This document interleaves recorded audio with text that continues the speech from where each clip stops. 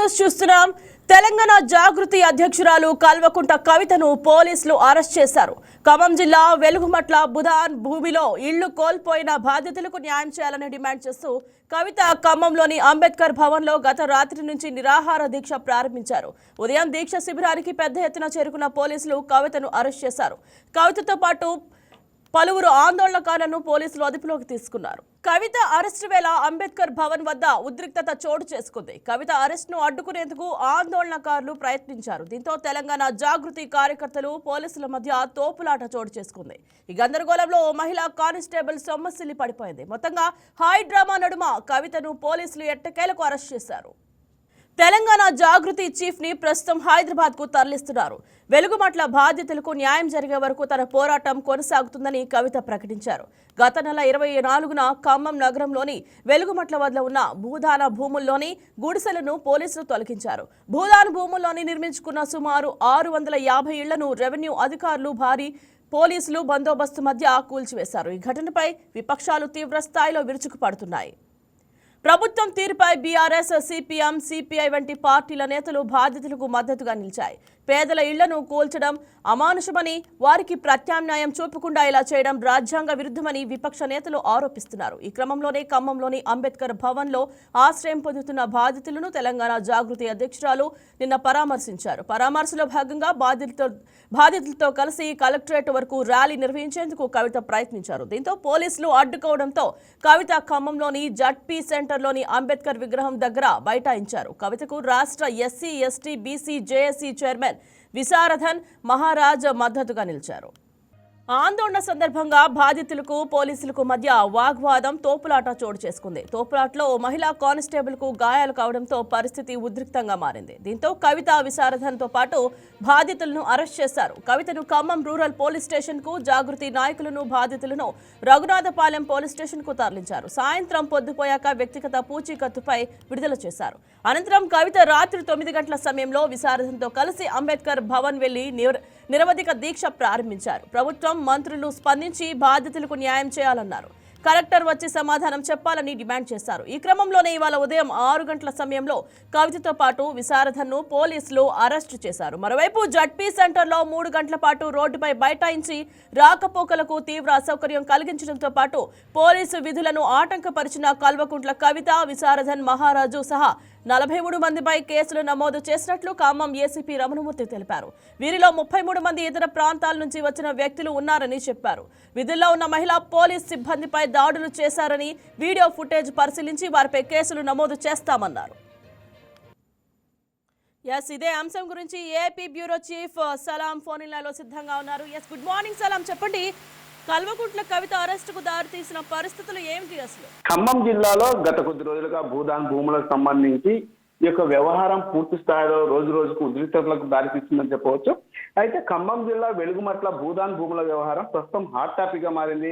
10 రోజుల క్రితం భూదాన్ భూముల్లో ఇల్లు కట్టుకున్నటువంటి పేదలను ప్రభుత్వము ఖాళీ చేయించిందని ఆరోపణలను సైతం ప్రభుత్వం ఎదుర్కొంటుంది. అయితే అవి ప్రభుత్వ స్థలాలని చెబుతూ ఇప్పటికే రెవెన్యూ పోలీస్ అధికారులు పెద్ద ఎత్తున ప్రొక్లైన్ల సహాయంతో వాటిని నేలమట్టం చేయడం జరిగింది. దీనిపై ఇప్పటికే అక్కడ గత 10 రోజులుగా ఉద్రిక్తత వాతావరణం ఏర్పడినటువంటి పరిస్థితి. అయితే ఇప్పటికే పలు రాజకీయ పార్టీలు సైతము బాధితులకు న్యాయం చేయాలని సైతం ఇప్పటికే పిలుపునిచ్చినటువంటి పరిస్థితి. వీరిలో బీసీ, ఎస్సీ, ఎస్టీ ఐకాసా రాష్ట్ర చైర్మన్ విశారదన్ మహారాజ్ సైతము బాధితులకు న్యాయం చేయాలని మొదటి నుంచి అక్కడ డిమాండ్ చేస్తున్నారు. అయితే ఈ నేపథ్యంలో తెలంగాణ జాగృతి అధ్యక్షురాలు కల్వకుంట్ల కవిత సైతము నిన్న సోమవారము ఖమ్మంకు వెళ్ళడం జరిగింది. అక్కడ భూదాన్ బాధితులకు అండగా అక్కడ నిలబడడం జరిగింది. అదేవిధంగా దీక్షను సైతం చేపట్టడం జరిగింది. అయితే అక్కడ కల్వకుంట్ల కవిత ఎట్టి పరిస్థితుల్లో వీరికి బాధితులకు న్యాయం చేయాలని కోరుతూ దీక్షను చేపట్టారు. అయితే ఆ దీక్షను పోలీసులు ఎలాగైనా సరే దాన్ని భగ్నం చేయాలనేటటువంటి ఉద్దేశంతో, అంటే అక్కడ శాంతి భద్రతల పరిరక్షణను చర్యలను దృష్టిలో పెట్టుకుని, అంటే ఏదైతే శాంతి భద్రతలకు విఘాతం కలుగుతుందనేటటువంటి ఆలోచనతో పోలీసులు ముందస్తుగా రంగంలోకి దిగారు. రంగంలోకి దిగి వెంటనే అక్కడ దీక్ష చేపట్టినటువంటి కల్వకుంట్ల కవితను, అదేవిధంగా ఏదైతే బీసీ, ఎస్సీ, ఎస్టీ ఐకాస రాష్ట్ర చైర్మన్ విశారదన్ మహారాజును సైతము వారి యొక్క దీక్షను అడ్డుకున్నారు. అడ్డుకున్న అనంతరం ఖమ్మం నుంచి హైదరాబాద్ కు తరలించారు. అయితే ఈ క్రమంలో అక్కడ ఉద్రిక్తత వాతావరణం ఏర్పడిందని చెప్పవచ్చు. ఈ సమయంలో అక్కడ మహిళా కానిస్టేబుల్ సైతము సొమ్మసిల్లి పడిపోయినట్టు మనకు అందుతున్నటువంటి సమాచారం. అయితే ఏదేమైనప్పటికీ వెలుగుమట్ల ఏదైతే భూదాన్ బాధితులు ఉన్నారో వారికి న్యాయం జరిగే వరకు తాను పోరాడతానని ఈ సందర్భంగా కవిత స్పష్టం చేయడం జరిగింది. అయితే ఖమ్మంలో అర్ధరాత్రి ఒక హైడ్రామా చోటు చేసుకుందని చెప్పవచ్చు. అయితే కవిత ఏకంగా పోలీసులతో మాట్లాడడంతో, పోలీసులతో వాగ్వివాదం పాల్పడడంతో పాటు ఎట్టి పరిస్థితుల్లో బాధితులకు న్యాయం చేయాలని, అదేవిధంగా న్యాయం చేస్తున్నట్లు ప్రభుత్వం నుంచి స్పష్టమైన హామీ లభించే వరకు తన దీక్షను విరమించేది లేదని కవిత స్పష్టం చేయడం జరిగింది. అయితే ఎప్పుడు రైట్ సలాం, అసలు ఆ బాధితులు ఏం కోరుకుంటున్నారు? వాళ్ళ డిమాండ్స్ ఏంటి? వాళ్ళు ఎటువంటి న్యాయం కోరుకుంటున్నారు?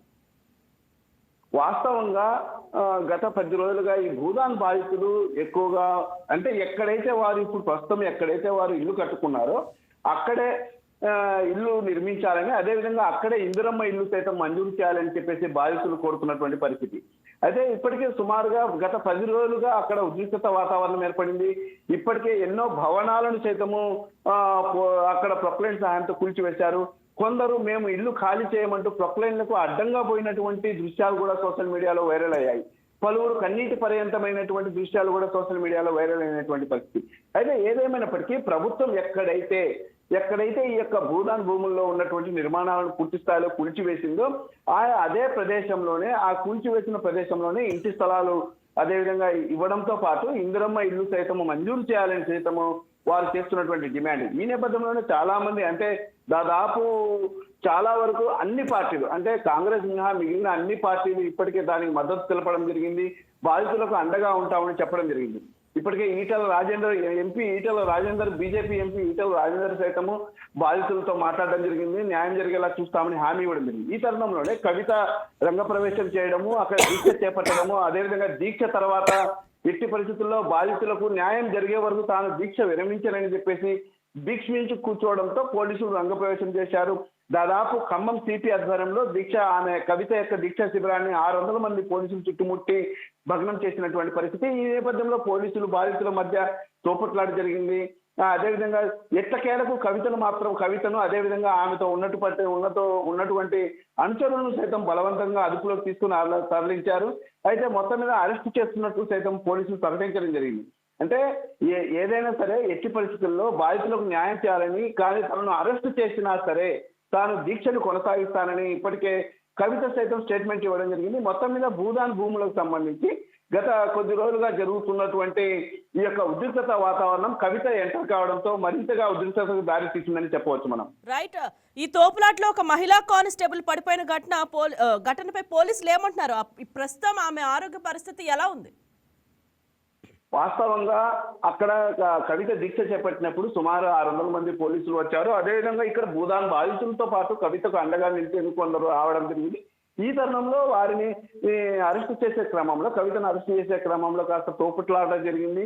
దీంతో ఉద్రిక్తత వాతావరణం ఏర్పడిందని చెప్పొచ్చు. ఆ సమయంలో ఆ యొక్క మహిళా కానిస్టేబుల్ కాస్త సొమ్మసిల్లి పడిపోయినటువంటి పరిస్థితి. వెంటనే పోలీసు ఉన్నతాధికారులు అక్కడ ఉన్నటువంటి సిబ్బంది ఆమెను వైద్యశాలకు తరలించి ప్రస్తుతం చికిత్స అందించారు. అయితే ప్రస్తుతం ఆరోగ్యం సేఫ్ అని చెప్పవచ్చు. అయితే ఏదేమైనప్పటికీ కవితతో పాటు, అంటే తాజాగా మనకు అందుతున్నటువంటి సమాచారం ప్రకారం తెలంగాణ జాగృతి అధ్యక్షురాలు కవితతో పాటు మరో 33 మందిపై ఖమ్మం పోలీసులు కేసు నమోదు చేసినట్టు మనకు తెలుస్తోంది. అయితే థ్యాంక్ యూ.